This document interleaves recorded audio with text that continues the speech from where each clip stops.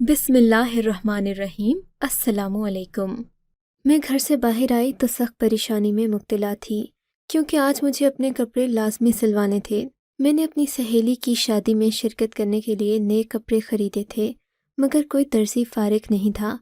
मैं बाज़ार में आई ताकि कोई नया दर्जी ढूंढकर उसी से कपड़े सिलवा सकूं। अमूमन मैं अच्छी दुकानों से कपड़े बनवाती थी, मगर आज चूँकि मजबूरी थी, एक आम सी खस्ता हाल दुकान में चली गई। इस दुकान में एक 30 साला टेलर बैठा अपने कपड़े सिलाई करने में मसरूफ़ था। दुकान में और कोई लड़का नहीं था, जिससे मालूम होता था कि इस पर काम का काफ़ी बोझ होगा। मुझे उम्मीद तो कोई नहीं थी, मगर बात करने में हर्जी क्या है, यही सोचकर मैंने उसे सलाम किया। उसने सलाम का जवाब दिया और मुझे यूं देखने लगा जैसे मैंने उसकी दुकान में आकर कोई गलती की हो। भाई साहब, क्या एक दिन में मेरे कपड़े सिल जाएंगे? मैंने कपड़ों वाला शॉपर उसके काउंटर पर रखते हुए कहा। जी मसला नहीं, आप कल सुबह आकर ले जाइएगा। उसने इत्मीनान से जवाब दिया। अच्छा, वाकई मैं खुश हो गई। मैं आपको ज़्यादा सिलाई दे दूंगी। मैं उसकी ममनून हो रही थी। नहीं, इसकी कोई ज़रूरत नहीं। आइए, मैं आपका नाप ले लूँ। बस आपके लिए कपड़े कल सिल जाएंगे। मैं उसकी बात पर चौंक गई। मैंने तो कभी किसी मर्द दर्जी को अपना नाप नहीं दिया था।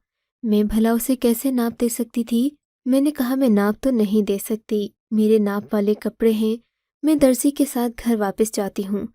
1 घंटे में तुम्हें लाकर वो कपड़े दे दूंगी। तुम उन्हीं नाप के कपड़ों पर मेरा नया जोड़ा बनाना। उसने कहा, ठीक है। मैं गाड़ी में बैठी और घर आ गई। फटाफट अपने कपड़े ढूंढे और उसी तरह वापस जाकर दर्जी को दे आई। दर्जी मेरे कपड़े लेकर खुश हो गया। बोला, बस अब सही नाप मिल गया है। मैं जल्द ही आपके कपड़े तैयार कर दूंगा। आप सुबह 10 बजे आकर ले जाइएगा। उसकी बात पर मैं खुशी खुशी घर आ गई। रात भर में अपनी दोस्तों से बात करती रही। सुबह मुझे वैसे भी लेट उठना था। 12 बजे मेरी आंख खुली। शादी तकरीबन 4-5 बजे शुरू होना थी। मैंने हाथ मुंह धोकर ड्राइवर की दुकान का रुख किया। दुकान पर पहुंची तो ये जानकर मेरी हैरत की इंतहा न रही कि दर्जी ने इंतहाई खूबसूरत कपड़े सिलाई कर रखे थे। उनमें किसी किस्म की कोई कमी बाकी नहीं थी, बल्कि उसने तो और भी सजावट कर रखी थी, जिससे मेरे कपड़े की खूबसूरती दुगनी हो गई। मैंने उसे ज़्यादा सिलाई दी और खुशी खुशी कपड़े लेकर घर आ गई। अपनी सहेली की शादी में मैंने शिरकत की। ये कपड़े पहने तो सभी ने तारीफ़ की। मुझे बहुत खुशी हुई। दिल में सोच लिया कि आइंदा सभी कपड़े इसी दर्जी से बनवाऊंगी। अगले दिन मैं शॉपिंग करके मॉल से निकली तो मुझे याद आया, मेरे नाप वाले कपड़े तो उसी दर्जी के पास रह गए। मैं उसकी दुकान में गई। उससे उससे कहा कि आपने कपड़े तो बहुत अच्छे सिलाई किए, मगर मेरे नाप वाले कपड़े अपने पास रख लिए। अब मुझे वो वापस कर दें। वो इधर उधर ढूंढने लगा। सारी दुकान ढूंढ ली, मगर उसे कहीं कपड़े न मिले। बोला, लगता है कि मैं आपके कपड़े घर ले गया हूँ। ऐसा कीजिएगा कि आप फिर किसी दिन आ जाइएगा। मैं आपको वो कपड़े वापस कर दूंगा। उसने इस अंदाज में माजरत की कि मैं कुछ बोल नहीं सकी। अब मैं उसे देखती तो लगता जैसे वो मुझसे नजरें चुराता है। उसकी ये बात मेरे दिल को अच्छी लगती। मुझे न जाने क्यों अब वो अच्छा लगने लगा था। उस दिन मैं घर आई। अम्मी ने पूछा कहाँ गई थीं। मैंने उन्हें दर्जी वाली बात बता दी। कहते हैं, इंसान को जब कोई अच्छा लगता है तो वो बार बार उसी का जिक्र करता है। मेरी बात सुनकर अम्मी को भी मालूम हो गया कि मेरे नाप वाले कपड़े दर्जी के पास रह गए हैं। मैं तो इस बात को भूल जाती, पर अम्मा ने मुझे कहा, बेटी, औरतों के कपड़े यूं किसी के पास रहें ये अच्छी बात नहीं। किसी को भेजकर अपने नाप वाले कपड़े लाजमी मंगवा लेना। अम्मा की बात पर अमल करने की बजाय मैं खुद ही उसकी दुकान पर पहुंच गई। हालांकि मैं ड्राइवर को भी भेज सकती थी। खुदा जाने कि उसमें क्या कशिश थी कि मैं उसकी दुकान की तरफ खिंची चली जाती। मुझे तो ये भी याद नहीं रहा कि मैं एक अमीर घराने की इकलौती बेटी हूँ और एक मामूली से दर्जी के आगे पीछे घूम रही हूँ। खैर, मैं उसकी दुकान में दाखिल हुई। आज एक अजीब सी फिजा उस दुकान में कायम थी। एक बूढ़ा आदमी उसके साथ बैठा हुआ था। जैसे ही मैं दुकान में दाखिल हुई, बूढ़े आदमी ने मुझे गौर से देखा, जैसे वो मुझे कई सालों से जानता हो। मैं उसे पहचान नहीं सकी, न ही मैं उसे जानती थी, मगर उसकी आंखों में शनासाई सी थी। खैर, बूढ़े को नज़रअंदाज करके میں نے درزی کو سلام کیا۔ وسیم نے جواب دیا، اور میں اتنی حسین ہوں، اسے مجھے دیکھنے کی کیا ذرا بھی تمنا نہیں؟ میں نے دل میں سوچا اور اس سے باتیں کرنے لگی۔ تب اس نے بڑی معذرت کے ساتھ مجھے بتایا کہ میری قمیض جو کہ ناپ کے ساتھ تھی وہ گم ہو گئی ہے، البتہ میں پاجامہ وغیرہ لے جا سکتی ہوں۔ اس نے ایک شاپر میں بند کپڑے میری طرف بڑھائے۔ کپڑے لے کر میں دکان سے باہر آ گئی۔ مجھے عجیب سی گھٹن محسوس ہو رہی تھی۔ گھر آ کر میں نے وہ کپڑے سائڈ پر رکھ دیے۔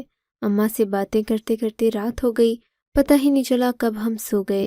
صبح صبح شازیہ میرے کمرے میں آئی۔ وہ ہر اتوار کو ہمارے کپڑے دھوتی تھی۔ میں نے اسے وہ شاپر پکڑایا۔ اس نے پاجامہ نکال کر دیکھا تو بولی، باجی اس میں تو اتنے بڑے بڑے سوراخ ہو گئے ہیں، یہ میں دھو کر کیا کروں گی؟ اس کی بات پر میں نے پاجامہ دیکھا تو اس میں واقعی جگہ جگہ سوراخ تھے، اور سوراخ بھی ایسے جیسے خود کینچی سے کاٹے گئے ہوں، بلکہ ان میں برابر، مطلب یہ کہ یہ کسی جانور یا چوہے کے کاٹنے کے نہیں، بلکہ کسی نے سوچ سمجھ کر کاٹے تھے۔ مجھے بہت حیرت ہوئی، اتنا ماہر درزی اتنی بڑی غلطی کیسے کر سکتا ہے؟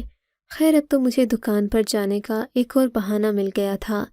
اس دن میں نے سوچا کہ میں جا کر درزی سے اس بارے میں پوچھوں، مگر پھر سوچا یوں تو اسے بھی معلوم ہو جائے گا کہ میں اس سے ملنے کے بہانے ڈھونڈتی ہوں۔ ایسا کرتی ہوں کہ کوئی نیا جوڑا خریدتی ہوں، پھر وہ سلوانے اس کی دکان پر جاؤں گی، اسی بہانے اسے بھی دیکھ آؤں گی کہ آخر وہ مجھے دیکھتا کیوں نہیں۔ میں نے اسی وجہ سے دکان سے جا کر نئے جوڑے لیے اور بنوانے کی غرض سے درزی کی دکان میں چلی گئی۔ وسیم آج بھی اسی طرح نظریں جھکائے بیٹھا تھا۔ میں نے کاؤنٹر پر کپڑے رکھے، اس نے بنا مجھے دیکھے کپڑے سائڈ پر رکھ دیے۔ میں نے کہا، تم کیوں میرے کپڑے سلائی نہیں کر سکتے؟ اس کے لیے تمہیں میں کچھ بتانا چاہتی ہوں۔ اس نے کہا، اس کے لیے تمہیں میں کچھ بتانا چاہتی ہوں۔ اس نے کہا، آپ مجھے بتائیں، میں سن رہا ہوں۔ میں چاہتی تھی کہ وہ مجھے دیکھ کر بات کرے، مگر وہ یوں نظریں جھکائے کھڑا تھا جیسے وہ میری دل سے عزت کرتا ہو۔ اس کے اس رویے پر مجھے حیرت بھی ہوئی اور دلچسپی بھی۔ رفتہ رفتہ وسیم کے لیے میری پسندیدگی بڑھتی گئی۔ اب میں اکثر اس کی دکان کے چکر لگانے لگی۔ حالانکہ میرا سوٹ 5 دن کے بعد تیار ہونا تھا، مگر میں 2 دن بعد ہی آ گئی۔ وسیم کو بھی شاید اندازہ ہو گیا تھا کہ اب میں اسے پسند کرنے لگی ہوں۔ میں نے اپنے ماں باپ کو اس کے بارے میں کچھ بھی نہیں بتایا تھا، مگر سچ تو یہ ہے کہ میں اسے اب جیون ساتھی کے روپ میں دیکھنا چاہتی تھی۔ گھر میں کسی کو بتانے کی بجائے میں نے سب سے پہلے اپنی سہیلی کائرہ کو بتایا۔ کائرہ میری بہت اچھی دوست تھی۔ میری بات پر وہ بھی بہت خوش ہوئی، کہنے لگی، یہ تو بڑی الگ کہانی لگتی ہے، لیکن پہلے میں اس ٹیلر سے بھی۔ میں خوشی خوشی اسے وسیم سے ملوانے اس کی دکان پر لے گئی۔ اسے دیکھتے ہی کائرہ کا دماغ گھوم گیا، واپس گاڑی میں آ کر بیٹھ گئی۔ مجھے اچھی خاصی سنا دیں، بولی، یہ تو نہ عقل کا نہ شکل کا۔ میں تو سمجھی تھی کہ بڑا خوبرو ہے، مگر اس کا نہ قد نہ کاٹ نہ صحت ہے۔ تمہیں اس میں آخر ایسا نظر کیا آ گیا؟ بس اس لیے کہ یہ نظریں جھکائے رہتا ہے؟ کیا تم اس بات پر کسی سے بھی شادی کر لو گی؟ کائرہ کی باتیں مجھے بہت بری لگیں۔ میں نے اسے کہا تو کچھ نہیں، مگر اس نے میری محبت کو یوں دھتکارا تو مجھے اچھا نہیں لگا۔ میں نے دل میں سوچ لیا کہ میں اب وسیم سے ہی شادی کروں گی، چاہے اس کے لیے مجھے پوری دنیا کی مخالفت کیوں نہ مول لینا پڑے۔ ماں باپ سے بات کرنے سے پہلے میں نے وسیم سے کہا، میں تم سے ملنا چاہتی ہوں۔ اس نے سادگی سے جواب دیا، باجی آپ روزانہ ہی تو دکان پر آ جاتی ہیں، پھر ملنے کی کیا ضرورت ہے؟ میں نے اسے ڈانٹ دیا، مجھے کیا ضرورت ہے؟ میں نے اسے ڈانٹ دیا، مجھے باجی مت کہو، اور دوسری بات یہ کہ میں اس دکان میں نہیں، تم سے باہر ملنا چاہتی ہوں۔ خیر مختصراً یہ کہ وہ ایک ہوٹل میں مجھ سے ملنے پر راضی ہو گیا۔ شام کو مقررہ وقت پر ہم دونوں پہنچ گئے۔ وسیم بہت خوبصورت لگ رہا تھا۔ میں اس کے ساتھ ٹیبل پر بیٹھی تھی۔ ہر کوئی ہمیں غور سے دیکھ رہا تھا۔ ایسا لگتا تھا جیسے لوگ ہماری جوڑی میں بہت دلچسپی رکھتے ہوں۔ میں بھی وسیم کو دیکھ دیکھ کر صدقے واری جاتی، اور وہ اس ماحول میں آ کر کافی حیران اور خوش ہو رہا تھا۔ کھانے کا بل میں نے ادا کیا۔ کھانا کھانے کے بعد میں نے وسیم سے کہا، میں تم سے شادی کرنا چاہتی ہوں۔ میرے دل میں اور کوئی بات نہیں سوائے اس کے کہ میں تم سے بے پناہ محبت کرنے لگی ہوں۔ میری بات سن کر وسیم کی باتیں کھل گئیں۔ اسے تو میری بات پر یقین نہیں آیا۔ بولا، کہیں میں کوئی خواب تو نہیں دیکھ رہا؟ میں نے چٹکی کاٹی، حقیقت میں ایک حسین لڑکی کے میاں بننے والے ہو۔ اس بات پر وہ بھی ہنسنے لگا۔ یوں میں نے اس سے شادی کی بات کر لی، مگر اب مسئلہ میرے گھر والوں کا تھا۔ بھلا وہ مجھ کروڑوں کی جائیداد والی لڑکی کو ایک درزی کے ساتھ کیوں کر بہاتے؟ میں بھی یہ بات اپنے ماں باپ سے کرنے کا فی الحال سوچ بھی نہیں سکتی تھی۔ میں نے سوچا کہ پہلے اماں کو اعتماد میں لوں گی، جب وہ میری بات کو سمجھ جائیں گی تو خود ہی ابا کو بتا دیں گی۔ ان دنوں میں نے پریشان رہنے کا ناٹک کرنا شروع کر دیا۔ میں ہر وقت بکھرے بکھرے بالوں اور بے تکی باتوں کی وجہ سے اماں کی توجہ کا مرکز بن گئی تھی۔ اماں مجھے پیسے دیتی، کہتی بیٹی جاؤ جا کر شاپنگ کرو، مگر میں تو کچھ اور ہی چاہتی تھی۔ ایک دن اماں نے اپنی گود میں میرا سر رکھ کر پوچھا، بتاؤ بیٹی تم کیوں پریشان ہو؟ لگتا ہے تمہیں کوئی اندرونی پریشانی ہے۔ تب میں نے اماں کے سامنے اپنا دل کھول کر رکھ دیا اور کہا، اماں میں آپ لوگوں سے اس وسیم سے شادی کی بات نہیں کر سکتی۔ میں جانتی ہوں آپ لوگ منع کر دیں گے، یوں ہی گھٹ گھٹ کر مر جاؤں گی، مگر آپ سے کچھ نہ کہوں گی۔ میری بات پر اماں کا دل پگھل گیا۔ بولی، ہمارا سب کچھ تیرا ہی تو ہے، اگر تجھے کوئی پسند ہے تو ہم تیری شادی اسی کے ساتھ کریں گے اور پھر اسے کاروبار سیٹ کر دیں گے تاکہ وہ بھی اپنی زندگی میں ہمارے معیار کے مطابق جی سکے۔ اماں کی باتیں سن کر میں تو کھل اٹھی۔ میں نے فوراً جا کر وسیم کو اطلاع کر دی کہ اماں ابا اس شادی پر مان گئے ہیں، مگر شام کو جب ابا آئے تو اماں نے ان سے اس سلسلے میں بات کی۔ ابا یہ بات سنتے ہی جیسے غصے سے بھڑک اٹھے۔ ان کا یہ روپ میں نے اس سے پہلے کبھی نہیں دیکھا تھا، شاید خود امی نے بھی نہیں دیکھا تھا۔ وہ اس قدر پریشان ہوئی کہ میں دیکھتی ہی رہ گئی۔ ابا کا چہرہ غصے سے کہ تم اپنی زندگی کا اتنا بڑا فیصلہ اپنے باپ سے پوچھے بغیر کر دو۔ ابا مجھے ڈانٹنے لگے، حالانکہ میں ان کی اکلوتی بیٹی تھی۔ ابا کا غصہ دیکھ کر میں رونے لگی۔ سمجھ نہیں آتا تھا کہ میں کیا کروں، کہاں جاؤں۔ یہ بات اتنی جلدی ابا کو بتا دی کہ انہوں نے میرا رشتہ تلاش کرنا شروع کر دیا۔ بولے، تم نے میری آزادی کا غلط فائدہ اٹھایا ہے۔ میں نے تمہیں اس لیے یہ آزادی نہیں دی کہ تم ایک معمولی درزی کے ساتھ شادی کرنے کی ضد کرو۔ لڑکی کورے کاغذ کی طرح ہوتی ہے، ایک بار تمہاری شادی اس بھکاری سے ہو گئی، اس کے بعد کوئی تمہیں منہ لگانا پسند نہیں کرے گا، پھر میری دولت بھی کسی کام نہ آئے گی، تمہیں اچھا شوہر زندگی بھر نہ ملے گا۔ تمہارا یہ فیصلہ تمہاری زندگی کو تاریک کر دے گا اور میں ایسا نہیں کرنے دوں گا۔ ابا کی باتیں سن کر میں مایوس ہو گئی۔ میں وسیم سے گہری محبت کرنے لگی تھی، میں اسے کسی صورت میں کھونا نہیں چاہتی تھی۔ میں نے ابا کی منتیں شروع کر دیں مگر ابا پر میری کسی بات کا اثر نہیں ہوا۔ انہوں نے صاف کہہ دیا کہ تمہاری شادی واجد انکل کے بیٹے ناصر کے ساتھ ہوگی اور تقریباً 6 مہینے کے بعد تمہاری رخصتی ہوگی۔ ابا نے ابھی تک میرا رشتہ شاید واجد انکل سے کہہ کر پکا بھی کر دیا تھا، بس بڑوں کے درمیان بات ہو گئی تھی، رسمیں باقی تھیں۔ اس بات سے جب میں آگاہ ہوئی تو میرے تو جیسے روح پر کانٹے پڑنے لگے۔ میں نے سوچ لیا کہ میں اب وسیم کو حاصل کر کے رہوں گی، اپنے ابا کی بات مر کر بھی نہ مانوں گی۔ ہم نے تو جینے مرنے کی قسمیں ساتھ کھائی تھیں، اب میں اسے کیسے چھوڑ سکتی تھی؟ تب میں نے ایک دن اپنے ماں باپ کے نام ایک خط لکھا اور گھر سے نکل گئی۔ میں نے گھر سے مختصر سامان اٹھایا اور کچھ رقم کے ساتھ اپنے گھر سے نکلی۔ یہ تقریباً شام کے 6 بجے تھے۔ میرا خیال تھا کہ اماں ابا مجھے اتنی جلدی نہیں ڈھونڈیں گے، ویسے بھی میں رات کے 11-12 بجے تک گھر سے باہر رہتی۔ اماں ابا مجھ سے کبھی کوئی سوال نہیں کرتے تھے۔ اس دن تو محض 6 بجے تھے۔ 6 بجے کے قریب جب میں وسیم کی دکان کے پاس پہنچی تو وہاں لوگوں کا ہجوم دیکھا۔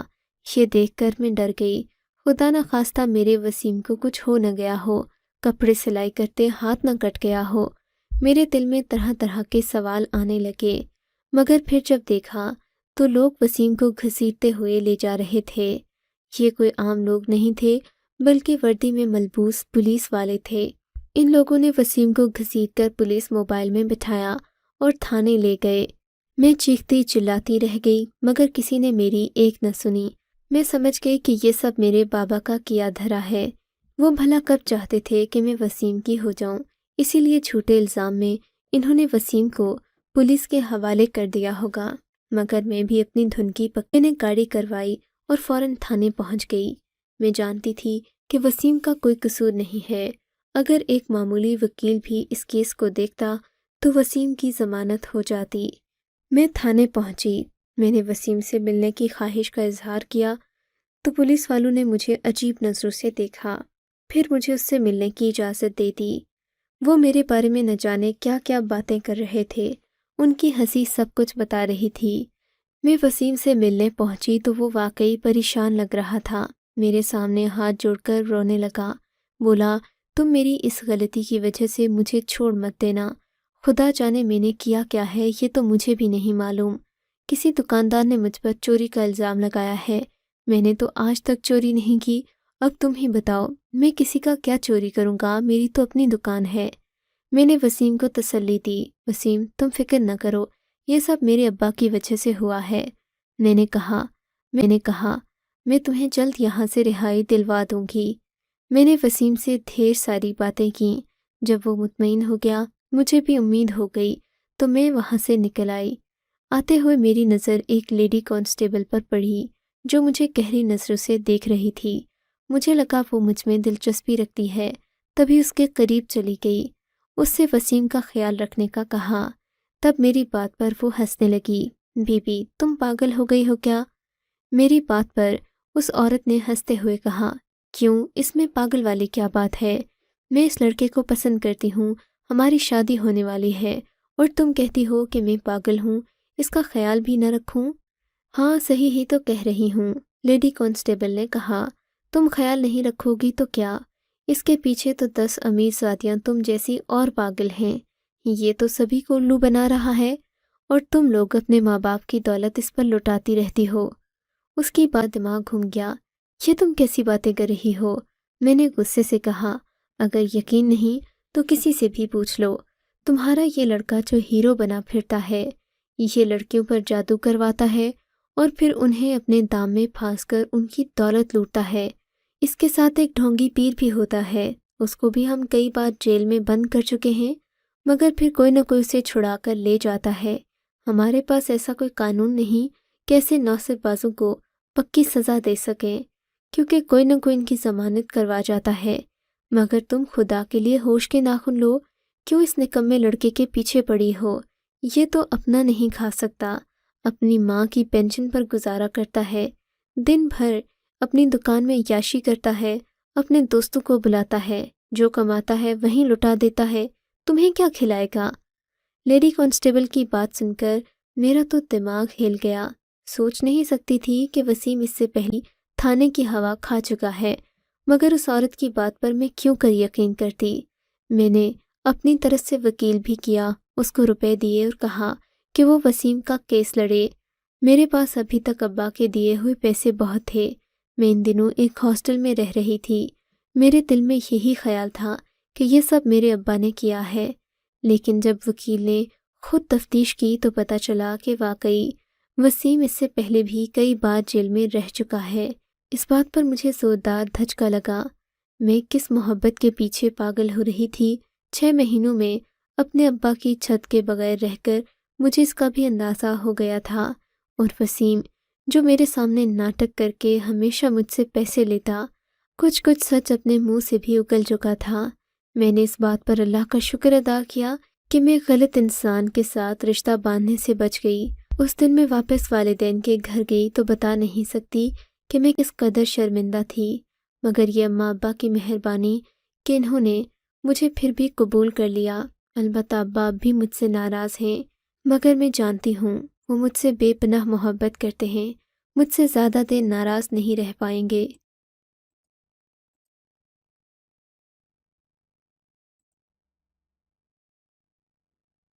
آپ کو اگر یہ کہانی اچھی لگی ہے تو اس ویڈیو کو لائک کیجیے، اور اس طرح کی مزید کہانیاں سننے کے لیے ہمارے چینل کو ضرور سبسکرائب کیجیے۔